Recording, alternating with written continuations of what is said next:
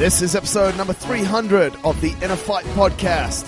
Massive shout out to our show sponsors, Smith Street Paleo, and a massive shout out to all of our listeners. This is the 300th edition of the show, and who better to join us than the man himself, Mr. Jason Khalipa.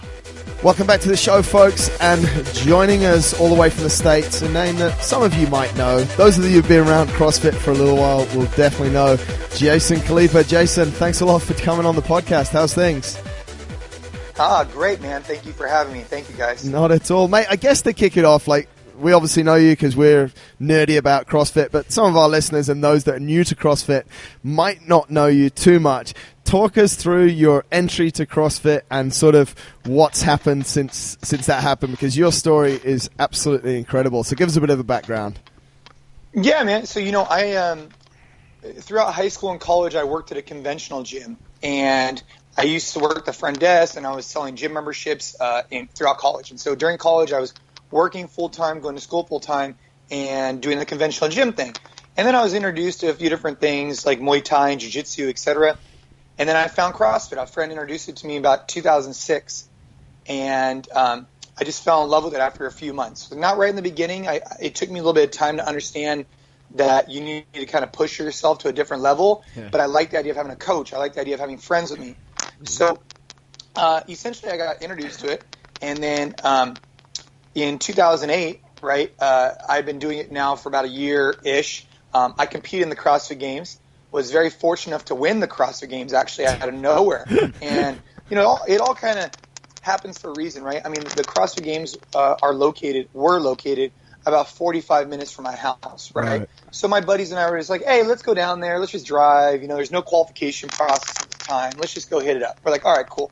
And we went out there, and I ended up winning, and it was an amazing moment. But, right before I had won, I had graduated from college. So I graduated from college, I believe, in June. I think the games were in July or August, and July. And so I ended up choosing to pursue fitness as my career path, and open up a gym. And so it all kind of happened simultaneously. I graduated from college in June, won the CrossFit Games in July, opened my affiliate in August, and ever since it's been a crazy ride. Mate, you say so casually, we drove down there, was no qualification, and I won the CrossFit Games. But it's sort of a bit of a bigger deal than that, really, isn't it? Or wasn't it? What was it like? No, at the time, it wasn't that big of a deal. At the time, because in life, you only get out of it what you put into it. So, at the time, it was just me and my buddies throwing down. I would do YouTube battles with other people like OPT, who had won the 2007 Games, and some other guys.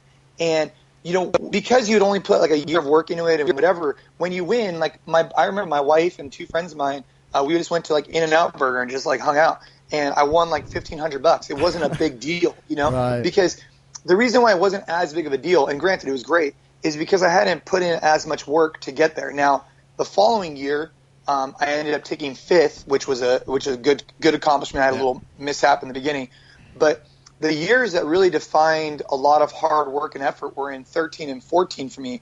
So you figure in 2008 I won. In 2014 I took third. In 2013 I took second. And that gap was really cool because I'm proud to say that over so many years I stayed so consistent. And but the 13 and 14 were my most proud accomplishments, because specifically probably 14, because the gap was so far, I was still able to stay at the top. And I had put in so much work that when I hit that podium again, it just meant the world to me. I would take a third place in 14 over the first place in 2008 any day, because the amount of work I had put in to get there. So what? Okay, you're at In-N-Out Burger. You've just won the 2008 CrossFit Games. What's really going through your mind? Like you said at the start, it took a bit of time to get into CrossFit, but then you drove down there. So what's going through your mind? What are you thinking the future of this thing called CrossFit is? At the time, it was just a fun. A lot of people don't know the way CrossFit was back then. It was very, very, very organic, very community oriented, specifically in Northern California, right? Because it was created, Greg Glassman created it here in Santa Cruz. And so it was very just very friendly, very good vibes, and very anti-establishment, very anti-conventional gym back then. Yeah. And knowing what I do now, I didn't know what was to come, right? I just knew that I was enjoying what was going on. I knew that I wanted to pursue my passion for a living, and so I opened up a gym. And at the time, I don't know if anybody really knew the potential. We were just doing it because it was fun and it kept us in good shape, and it was something we could do for a business and help other people. Wow. Yeah. So when did you actually open up your gym? August of 2008. So pretty much directly after the games. Graduating, winning the games, opening your own gym. My God. That's right. So I had no money, no nothing, So I won $1,500. I had just bought my wife or my girlfriend an engagement ring like shortly earlier, and so I had $5,000. Opened up a gym in the middle of a junky warehouse, 1,000 square feet, and signed a 6-month lease. And I told myself, I'm like, look, I'm going to come in there, I'm going to bust my ass, and in 6 months I'm going to have so many members, I'm going to be out of this place. And so I only signed a 6-month lease because I didn't want to be on the hook for longer because I knew we were going to outgrow the space. And that's exactly what happened. How did you achieve that then, mate? How did you go in there and make it grow so fast in probably a time where if you walk down the street and ask someone, do you know what CrossFit is, people would look at you like you were talking an alien language? Yeah, I mean, some people would think it had something to do with, winning the games. Obviously I didn't hurt, right? But at the end of the day, what it really came down to is just being the mayor and being there all day, every day. Yeah. People, they open up these businesses and they think like, oh, people are going to walk in our doors. It's like, no, they're not. Like, I was there from 5 in the morning till 9 o'clock at night every day for those 6 months, like without a question. And Sundays were an exception. But, I remember days where you'd have a woman call on the phone and be like, hey, I want to bring in 2 friends, but we can only make it at 9 p.m. I'd be like, hell yeah, come on in. And I used to work out 5 times a day because what was happening is, I got really, really fit by doing this, but basically I didn't have any class schedule because I just said, hey, if someone wants to come to my door, I don't care when you want to come, walk in the door and I'm going to be here. But what ended up happening is you had classes or just 1 or 2 people, and so I would do the workout with them because I didn't want to do it by themselves. And that went on for a while until we grew into, a class schedule of 6 a.m., 7 a.m., whatever, and just a straight-up grind. But at the time it was cool because my wife and I, or my girlfriend at the time, or my fiance, excuse me, we lived at a loft, right down the street. We had no obligations. She was working.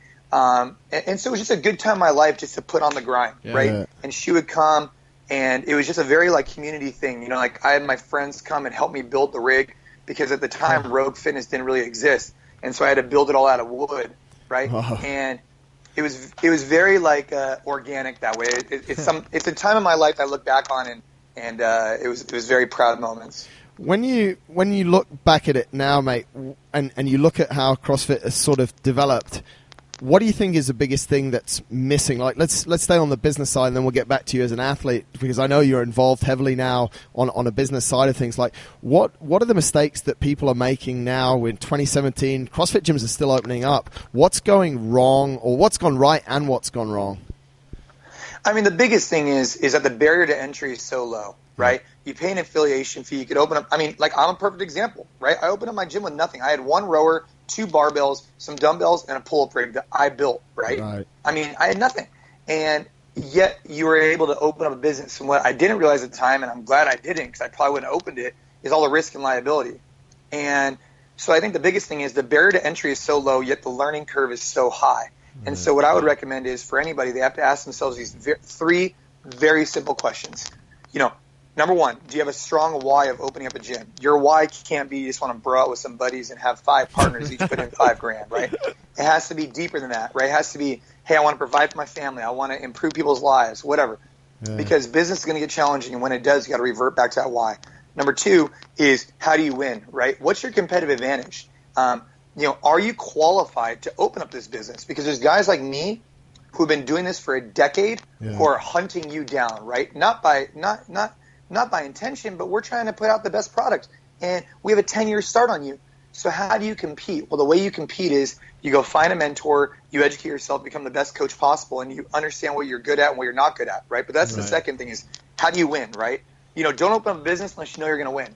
And then the third thing is, is it good timing for you? I think a lot of these guys, they open it up and they open up with other jobs. They open up with this, with that. Maybe they have a kid on the way. And then you realize that this is going to be a full-time investment. It's not going to be a joke. Right. And I think if you can answer those three things, that you're in a good position. But oftentimes, more times than not, with all the affiliates that I talk to, they can't really rack and stack those things. Mainly it's, hey, we had 5 guys. We were sitting around a bar one time. We each put in 10 G's, open up a gym, but we didn't have a partnership agreement. We didn't identify roles and expectations. We didn't talk about this and that and other thing. Yeah. And it's not a game. Yeah, it's a business like any other. I think that's what a lot of people forget. Yeah. So how do they grow from there? And there's real risk and liability that people don't realize. And not to be a Debbie Downer, but people don't realize that as soon as you sign your name on a lease, and take on patrons, you immediately have liability. Yeah. And it's not a joke. I like to tell people, if you just want to go work out, go work out. But if you really want to run a business, you need to look at it like that, because if you're not making any money and you own the business, that's a problem, because you don't have any money in the bank to take care of the lawsuits that could potentially come. Yeah. So you asked, how does it grow from there? Yeah. And it just grew organically. We started with one location, had some really great staff that ended up coming on about, a year into the game, and just really grew organically. People came in from different reasons. I remember one of our coaches that came in, he goes, hey, look, I don't have any money, but I really want to, be a part of your gym. I am recovering from leukemia, and I like to use this as a way to build back my strength. I said, great. Clean the gym once or twice a week. We'll call it a day, right? And he came on with us, and he's still with us today. We had other coaches who came on, and I mean, we've had coaches with us now for 9 years, which I'm really proud of. That's really cool. And it just grew organically, one at a time. We opened up in Mountain View with a really great coach. Then we opened up here with a really great coach, and just one by one by one. And then what I recognized is that the industry needed to pivot a little bit and go into corporate wellness. So we pursued that. And now we're proud to have, 20 some odd locations in about 8 different countries and 150 on staff doing what they love for a living. And that's been my goal the whole time is, do what I love for a living, but try and provide that to as many people as we can. Wow. And I think we're barely scratching the surface, and I think we have a lot more to do here in 2017. You say you've got a lot more to do, and you're scratching the surface there. What does it look like? What does this thing called CrossFit look like in 5 years' time? Because it is early, but what's it going to come to? Yeah, I think time will tell. I think a lot has to do with the direction that HQ tries to pursue. But at the end of the day, I think what CrossFit and Greg Glassman's methodology, right? Let's not even call it CrossFit. Let's just call it Greg Glassman's methodology, has transformed the way people look at fitness, right? They used to think about it as buys and tries, chest and back, whatever. Now looking at it more like function. And I think what he's done with adding a clock has just changed the game, no doubt, and a coach. Yeah. I think that he's redefining the way people look at fitness. But I think long-term it won't really be called CrossFit anymore. It's just going to be the way people work out. It's just going to be cross-training. And I think you have a lot of gyms that become very successful doing cross-training, right? Just doing community-based fitness with service-oriented with a coach. And I think that's what it's eventually going to turn into. Yeah. That's what I think it will turn into. Yeah. It's going to become – you look at like take, for example, I don't know, Bikram yoga, right? Yeah. How that was identified as one specific type. Now it's just hot yoga, right? Yeah. Same exact idea. Or, Pilates. I could be wrong about this, but look at Pilates. I believe at first it was identified as a specific type. Now it's just kind of like a general form of Pilates. It's not like this one person's thing. And I think what will end up happening is CrossFit will just become like a generic term for just cross-training. And do you think that they're still going to do affiliations and stuff at that point? Well, I think the affiliation is a really great question. I think you have to ask yourself one very simple question. By attaching yourself to the CrossFit name, does it add value or hurt value or neutral for your business? And if it adds value, do it. If it's neutral, I don't know. That's a good question for you. And if it's negatively impacting your brand or your business, then obviously you have an obligation not to do it. Yeah. And I think over time, people are going to have to make that decision on their own, right? Yeah. Because at the end of the day, we all need to be adults. But we're all running a business. Yeah. And if we're running a business, we have an obligation to identify what benefits our business and what hurts our business. And when you associate yourself with another company, by default, right, you're attached to them, right, wrong, or indifferent. And so that's just something people need to make that decision on. Let's jump back to your athletic career, mate, because that's equally as impressive as what you've done business-wise, and people should definitely check out what you've done and follow the business side, because like you've just shared some really key learnings, and I think there's a lot more. How did things develop for you on a training side? It's very cool to hear how you just jumped in with clients and was just working out a lot, but how did it really develop? Because when you were when you'd won the games and when you were starting out in CrossFit, there wasn't really any information about how to train for CrossFit and what you should be doing. So what was your spin on it? Because it's obviously a recipe that worked quite well. Well, I mean, I was really blessed to be around people who are at the top of the game. Right. I mean, you gotta think about it. Like, I like to think about, I do believe in right time, right place, but you got to work your ass off, right? Here I am in California, in Northern California. I'm surrounded by people who are at the top of the spear, tip of the spear at CrossFit, right? Yeah. Now that is quote unquote luck, but now right time, right place. Now you got to bust your ass to get there, right? Yeah. And so I do believe there was a little something going on in the universe that placed me in this thing. Austin Begebing was my original coach, and he had the most wealth of knowledge at CrossFit at the time, in my opinion. And so he taught me how to kipping pull up. He taught me all these things. And so him and I would just push each other. And I think that was one of the blessings that I had early on, is I had training partners that were actually able to push me. And then I got to a point where I started beating them. And then from there I started finding other people, and then we started doing. And so at the time we were just training to train. And, in 2008 we were just training, once or twice, once a day. 2009 we started kind of thinking about it more like, hey, what are they going to do at the games? And then after that, then it started becoming a little bit more like, hey, 2-3 sessions a day, identifying what we think they're going to have at the 2010 CrossFit Games and working towards those goals. But, my training partners played a big role, specifically Austin. He was a key component in that. And how did it grow from there then? You started following this program. You started training super hard. You've been to the games 8 times. Like, how do you get there? Is it different back then than it is today? Like, how does it look? It's different. It's different, but it's the same. Like, the obligations back in the day are different than obligations today, and the amount of people that are doing it is more, and the skill level is higher. Take, for example, this. In 2009 CrossFit Games, I took, I think, second in the snatch event, and I believe I snatched, if I'm not mistaken, 230, if I'm not mistaken, maybe 235, maybe. Yeah. And I had PR'd my snatch at 230, right? PR'd at 230, and that got me second overall.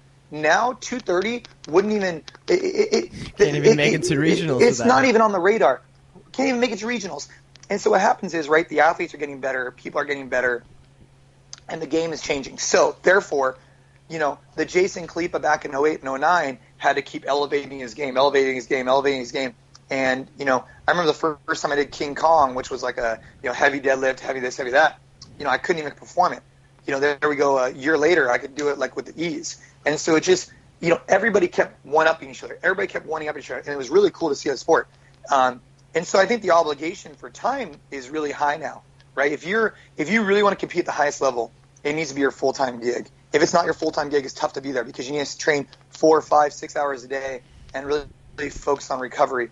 I just don't have that type of time commitment anymore. And so, even in 2014, I mean, I was trying to get in as much as I can, but I was embracing what I like to call the AMRAP mentality, which really helped me. In 2013 and 2014, I would show up to the gym and I call it the Gotta Go program, right? People would be like, what the hell are you doing? It's like, dude, I turn on the clock and I gotta go, right? I don't have time to dilly-dally and, whatever, because I had the business to run, I had family.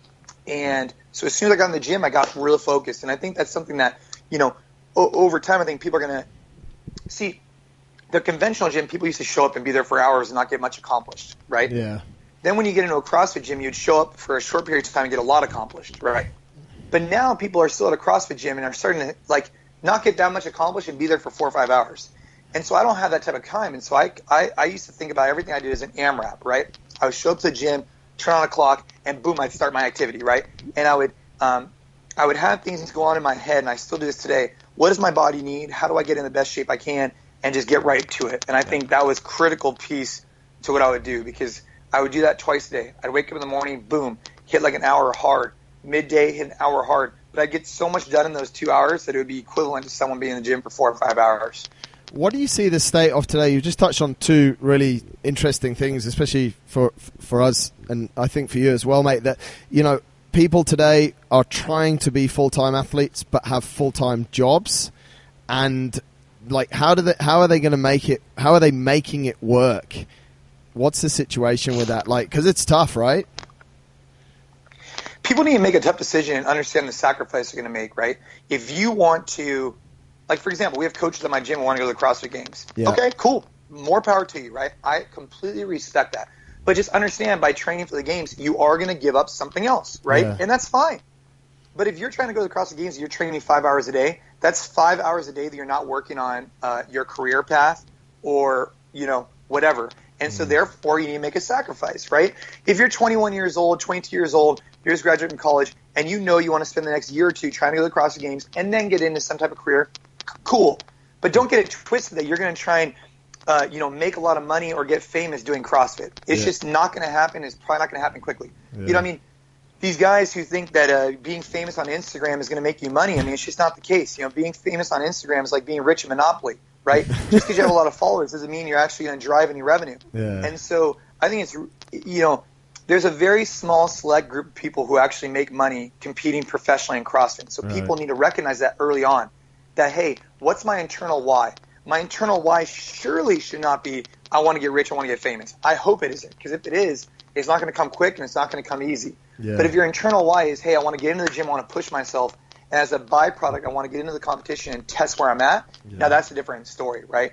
You got to be real about it. You got to be real that by me going for one thing, I'm going to have to make sacrifices elsewhere. Like me, I have to be real that I can't compete at the CrossFit Games level right now, because I have a growing business and a growing family. I don't have the time commitment to do so. Yeah. Do you think the way that CrossFit Open is structured and the way that it's so all-inclusive that anyone can enter the competition and maybe have an outside chance of getting to regionals lures people into that false sense that actually maybe I am good at this? Or why do you think it happens so often that we get this situation? I think the Open is a phenomenal tool, right? I think it's great. I just think that, it hasn't gone to the point yet. Like, for example, if you're a football player and, a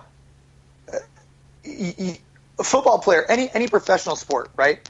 They're realistic that, hey, going to the NFL is probably unlikely, right? Yeah. Realistically, it's probably unlikely, right? But for CrossFit, people haven't wrapped their head around that yet.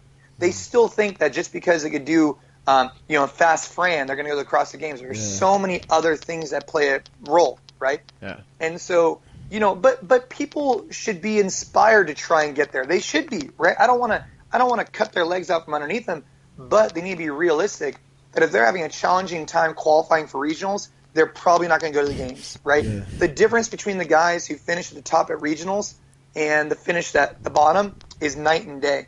Yeah. And they've dedicated their life to the sport. And they've developed a mindset, right? It's a lot of mindset. There's a lot of people that are really good in their garage. When they actually go out and compete, it's totally different. So you need to practice certain mental skills to be able to get there. And I hate to be the guy who's like the Debbie Downer. I really do, because I want to encourage people to try and get to where they want to go. Yeah. But they need to be realistic that, hey, I'm going to take this year to really focus on this. Yeah. But as a byproduct, I know that something else is going to go by the wayside. Yeah. As long as they're realistic about that, then go for it, brother. Yeah, exactly. Mate, going back to your performances, obviously in 2013 where you placed second and 2014 where you placed third, what was the difference in your training? Because it's quite a long span. Like, you first entered the games and won it in 2008, and then 2014 you're third. What's the difference? And talk us through some of the cycles maybe you went through or emotions that you went through during that period. Well, a lot of it was psychological, right? So I started working with a sports mentality coach. Really helped. I understand what's in my control, out of my control, learning how to be easy, learning how to positive self-talk. That was a critical piece. Worked with Chris Hinshaw on endurance. That was a critical piece, right?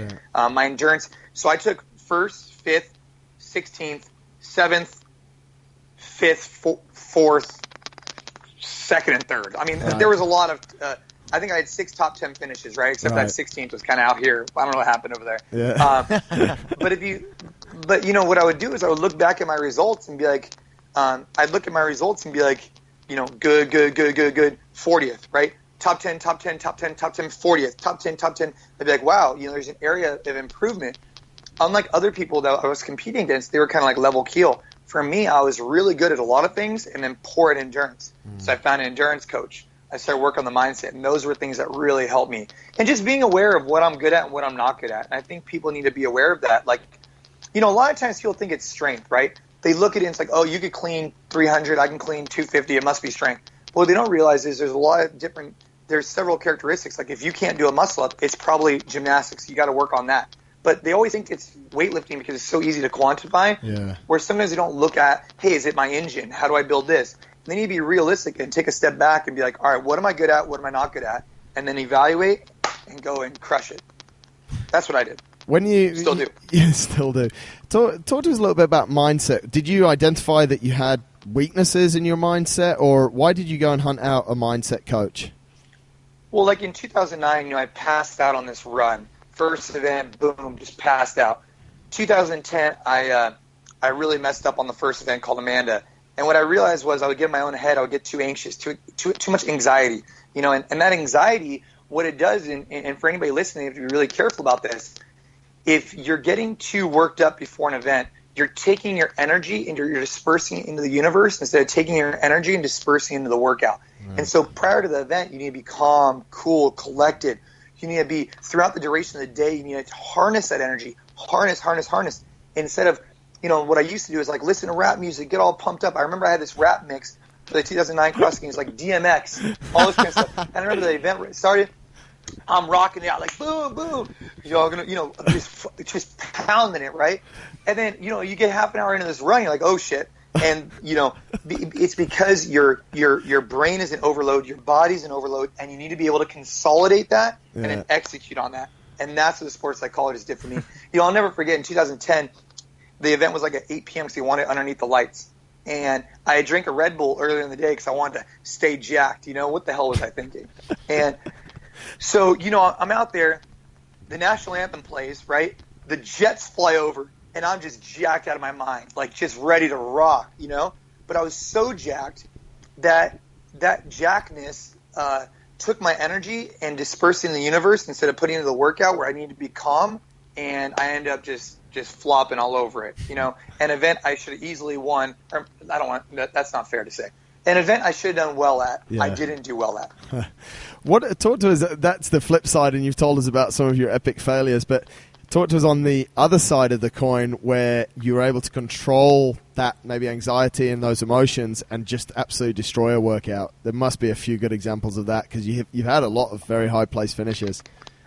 Yeah, I mean, I've won a lot of events, and Burden Run's probably a good example of that, right? You flipped this pig, you ran a couple of miles, flipped this big thing, and then finished the sled pull. And that was a good example of just, hey, stay calm on the run, stay calm on the run. And it was also an example of having good endurance, right? Because so a part of, for your listeners to understand, one of the things I like to talk about is, confidence that's earned versus confidence that is perceived.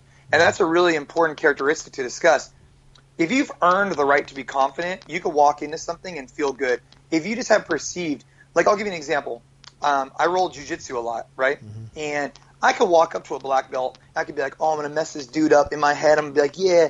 But the fact of the matter is I haven't earned the confidence to actually be, confident in that situation because I haven't been doing jiu-jitsu as long as this guy. This guy's been doing it for 15 years. How the hell am I going to compete with him?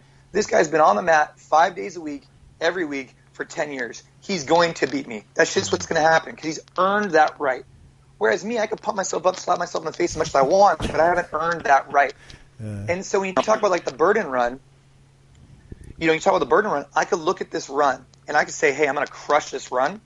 Or I could say, hey, look, I've ran 3 days a week, every week for the last year to prepare me for this run. I need to go out there and execute on my game plan, and I know I'll do well. Yeah. And so that's what I've really learned, right? Is earned confidence versus perceived. And I think sometimes people want to have this perceived confidence where, they go into a business meeting and they want to act like they know what they're talking about. But the fact of the matter is, unless they've put in the legwork, they're not going to be that confident. You got to put in the work to really feel that confidence. Absolutely. Another one that I remember you doing very well in was when the half marathon row came up. Talk to us through that a little bit, because I think that was it. You'd obviously been working a lot off season on your engine, and then you come in and bang. And I think not many people, with the greatest respect, would have put their money on you to do super well in that. Yeah, I'm good at rowing because I'm a little bit heavier, a little bit bigger. Yeah. I'd worked so much cardio and engine, and that was probably one of the better events I've had, that and burden run, because I was actually able to enjoy the win before I won. Right. So oftentimes when you win, you don't know it, right? Like, it's super tight. You're going to the finish line and you don't know if you win, right? Yeah. Or even if you do know you're going to win, it's only for a matter of seconds before you win. In this case, with about 2,000 meters to go, I had built up such a lead that I knew I was going to win. I just knew it. I just had to keep my pace, because there was no way someone could catch me based on just keeping at my pace, right? So that was a really cool experience, because here I am rowing for those final 2,000 meters, let's just call it 5-6 minutes, knowing I'm going to win and just embracing it. And that was a really cool event. That one and Burden Run were some of my highlights ever in the CrossFit Games. What was your worst experience of the CrossFit Games? Oh, man. The run? Yeah, Camp Pendleton run was really bad. That was in 2012, I want to say. Yeah. That was just 10 miles of just straight misery, man. That was the worst experience ever. Oh, man, it was so bad. And talk about earned confidence. I didn't have the earned confidence for that. I remember that night when the event was announced, I stayed up all night with my wife, and I was just like shivering out of anxiety.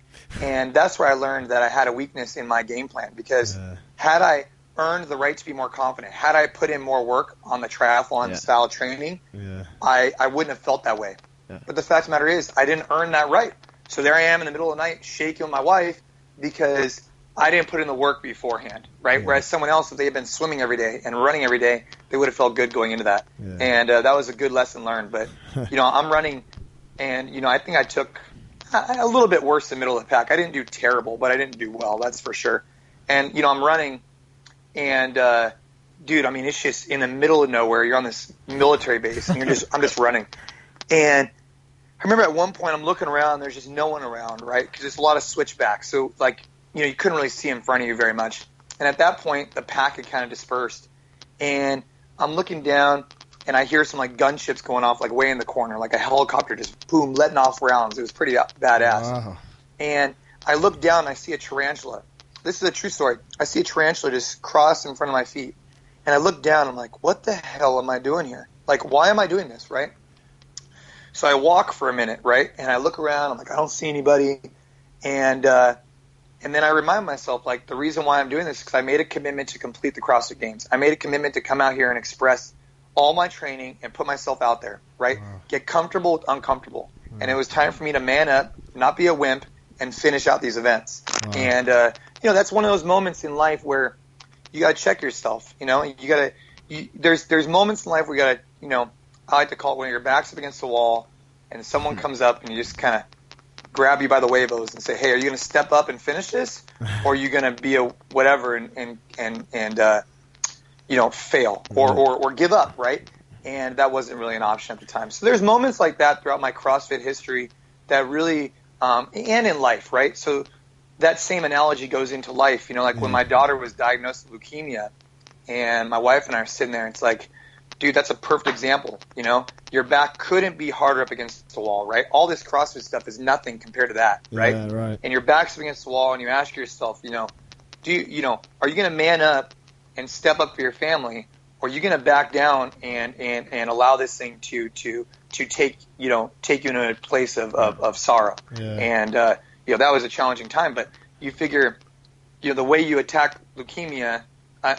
Again, these are very widespread analogies, but the way you attack these workouts and the way you never give up, the way you push through, the way you have an internal why, and then how that translates into real life, I think is really cool to see. Absolutely. Mate, 2013, it was, all over the place that you're in the best shape of your life. This was going to be the games. You were going to, give Rich Froning the biggest push. You end up second. Was that your best games, and what was it like, if it was, what was it like to give absolutely everything and place second to this guy and all that he did?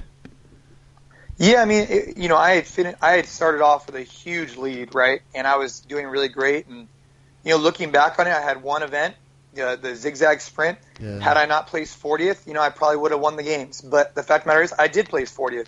That was an area that, my agility is just not that great. Yeah. And Rich is a phenomenal competitor, and he comes back. And, I don't really have many regrets, if any, right? Sure. You go out there, you leave it all on the table.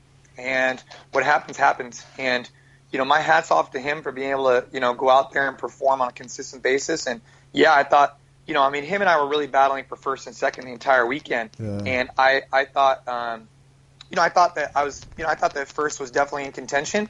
But, hey, looking back, that's one of the things about competing and everything is that you only have one shot to do it. So you need to go out there and do your absolute best so that you can sit here on a podcast and have no regrets from several years ago. That's very cool. Talk to us a little bit about some of the athletes. Who did you sort of fear going into a workout against, or what was the respect like for different athletes on different workouts? From being at so many games, and I think in your era there was a lot of guys that you sort of see year after year. What was that whole environment and atmosphere like? I mean, the vibes were pretty good, 'cause, especially with me and Rich. I mean, we've competed so many times together and against each other, right? So we competed on Team USA 3 times together.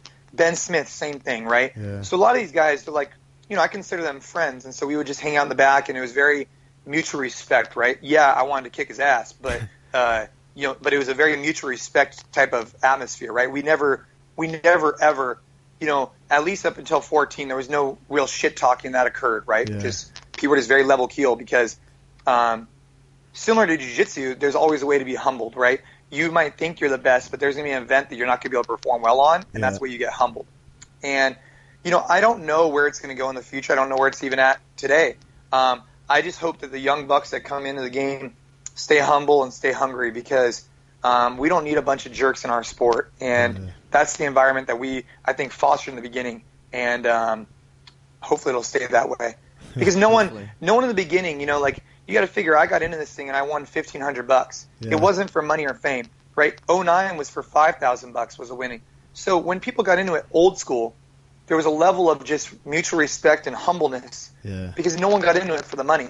Now it might be a little bit different. Yeah, I think that's the thing. Let's talk to the modern era now as it is 2017. Any names that you think you should be looking out for or we should be looking out for? Who do you think will maybe win the games this year? Do you want to put it out there?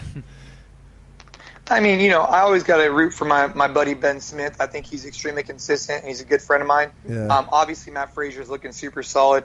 I think Noah Olson's got a lot going on for him. It's the similar guys, right? It's the Scott Panchicks of the world. It's the guys that have been really consistent. When you look at, performances, there's certain people that don't get as much press, right? Yeah. But when you look at them, their body of work is super impressive. Like Ben Smith's body of work is very impressive. I finished on the podium 3 times.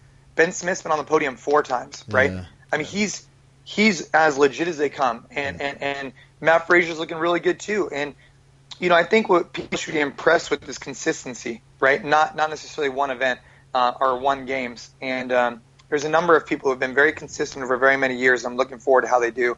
But at the end of the day, I think people can get wrapped up with the sport of CrossFit, and what they need to realize is that the sport of CrossFit is just one facet of what it is. The sport of CrossFit is not what CrossFit is. CrossFit is the everyday mom and pop getting the best shape of their life. And I think, now more than ever, I've realized that, that the games can be polarizing to a whole different community that's just trying to get in and get a great workout. And so for those people who are listening, we just can't get too wrapped up in the idea that, yes, it's inspiring to watch the, Sarah Sigmund daughter and these different people do amazing things. Yeah. Don't get me wrong. But we can't forget what the foundation of this sport is, which it starts with the 99%, and then the 1%, elevates and does their thing. Yeah. And it's awesome to watch, but most people can't even relate, right? So those people should just be focused on, the coaches that are listening should be focused on getting the 99% better shape. A gym that's focused on competitive CrossFitters is going to be very challenging to be successful. Yeah. Let's just put it that way. If you're focused on the 99%, the 99% pay your bills, right? Yeah. The 1% generally want a free membership, and they generally have a sense of entitlement. So you got to be really careful with that. That's very true. Mate, talking about what's going on now. What's going on in your training now? You're a super competitive guy. You're successful in CrossFit. You're successful in business. How do you fuel your physical side now? What training are you doing? Are you looking at competitions? Where's it at? Yeah, I mean, I just did Wadapalooza. It was fun. I'm doing the Open. I did 17.1. That was cool. For me, it's just realizing that, what I really want to win at right now is the sport of business, right? The sport of business is what I'm focused on right now. Yeah. But it doesn't mean that I can't compete physically as well. So, I competed in my first jiu-jitsu competition. That was awesome. I'll do another one, right? I just always want to be uncomfortable, right? So that could be, competing in something new, right? That could be the sport of business, getting uncomfortable there. But I never want to get comfortable with comfortable, right? And I think my days of going to the CrossFit Games are out because I don't have the time commitment to do so. But it doesn't mean that I can't get uncomfortable, go learn a new sport, go do something fun, go do this, do that. I can still be in phenomenal shape and go test myself, and that's what I'm focused on right now. Explain to our listeners why it's important to get uncomfortable. I mean, well, I think getting uncomfortable in life is the critical piece. I mean, I think if you're comfortable, like, people can just get their job and be comfortable. They show up to work every day. They do their thing. They could go to the gym, do some buys and tries, be comfortable and leave. But by getting uncomfortable, that's where results are at, right? It's through CrossFit. The reason why CrossFit works so well is because you have a coach, a group, atmosphere, and the intensity or the effort that gets you the results you're looking for. That same thing doesn't happen in the conventional gym because people don't push themselves to those levels, right? And that same thing relates to business. So for me, every day in business, it's like, hey, how do I go out there and try and get a new account? How do I get in front of new people? How do I get comfortable with uncomfortable? Go put myself in situations where I am sweating a little bit because I'm nervous, right? Because that's when you feel the most alive, right? And that goes for when you're right before you're about to get in a workout, during a workout. And that goes, for me, it definitely goes into business too. I like going into business situations where I feel that sense of like a little bit of butterflies in your stomach because I know that when I accomplish the task, which I will, it's that much more rewarding. But if everything was just easy, it wouldn't feel as good when you finish it. Exactly. Mate, you seem to have a lot of motivation, a lot of drive, a lot of passion. Where did that come from? You had it when you left university. You still have it now in a different area. Did you have like mentors or people that you really looked up to? Where has all this come from? Yeah, I mean, I definitely have people I look up to. When I started working at the conventional gym in high school, the front desk, the owner of the gym, he was a good mentor of mine, right? Yeah. I wanted to be like him, and his name's Joe Gigantino, and he worked hard. He was successful. He had children, and he maintained his fitness, and it was great. And I don't know, man, just over the years, I wanted to be independently wealthy. I wanted to be able to go out and take my wife out to dinner. I wanted to be able to provide for my children. I wanted to be able to, it's just, I don't know, man. It's just an internal drive, right? Yeah, I don't know awesome. if you can really teach it. I think you either have it or you don't. Where for me, it's not even a question. It's like I'm going to wake up in the morning. I'm going to ask myself, what can I do today to better everything that's going on? And I'm going to hustle when it comes to business. I'm going to hustle in my fitness. I'm going to hustle with my family to try and be the best dad I can. And that's just something, the way I live my life, and I call it the AMRAP mentality, right? I'm going to AMRAP something, move on to the next thing, and just boom. No, you're doing an incredible job, mate.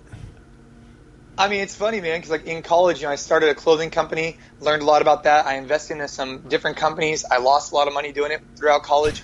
I've just learned through practical application, but just, hey, you win some, you lose some, but you keep grinding at it. And I think a lot of people don't even want to try because they don't want to fail. But it's okay to fail, right? Just fail forward.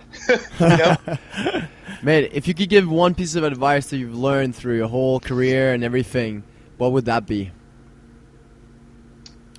I would just try and say, identify what's important to you, right? Find your focus, pick a few of them, work really hard at whatever those focuses are, and at night ask yourself a very simple question.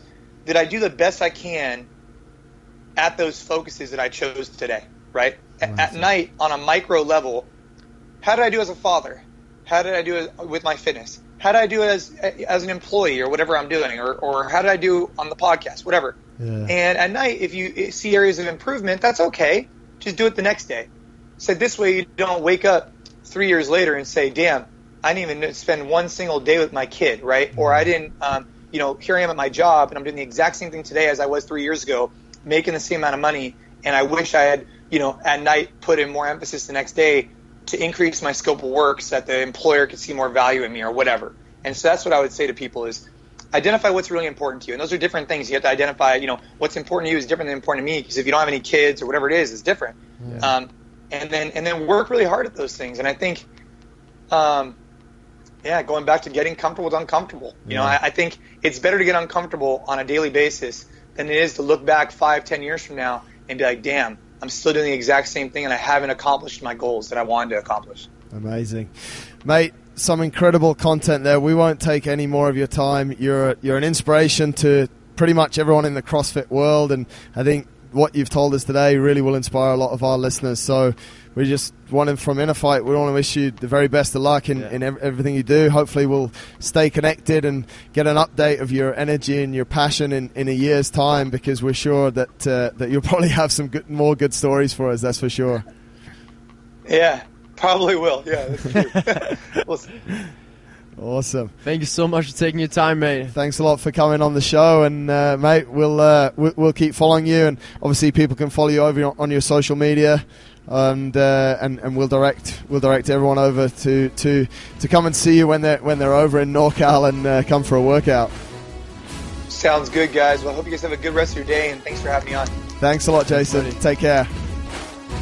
Thanks a lot for tuning into this episode of the podcast, folks. Do hope you enjoyed it, and a massive thanks to Jason for his time and awesome insights. Thanks again for your continuous support of the InnerFight podcast. This is number 300. We're not going to stop. We're going to keep pumping out shows. And thanks to you guys for being our listeners.